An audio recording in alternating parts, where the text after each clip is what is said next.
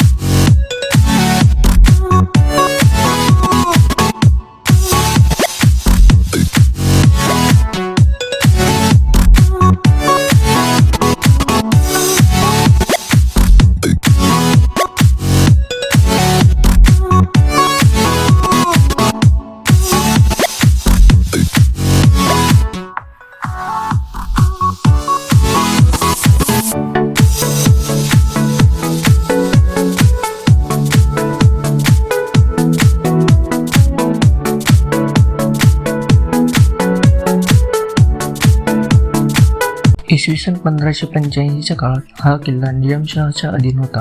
त्यानंतर छत्रपती शिवाजी महाराजांनी 1657 मध्ये हा किल्ला आपल्या स्वराज्यात दाखल केला। या किल्ल्याचा उपयोग संपूर्ण पवनमाळावर देखरेख ठेवण्यासाठी होत असे. गडाचा प्रथम दरवाजा पार करून समोर वेताळ दरवाजाकडे निघालो.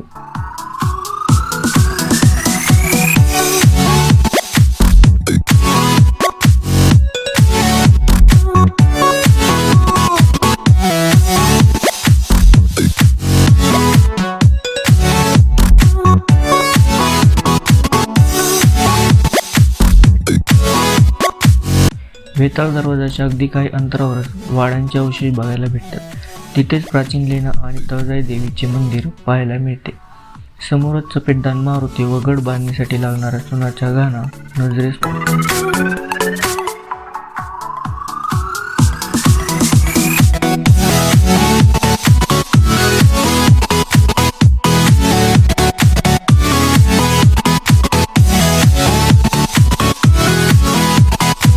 इथून बालेकिल्ल्याकडे जाणाऱ्या दमचक करणाऱ्या पायऱ्यांनी सुरुवात होते.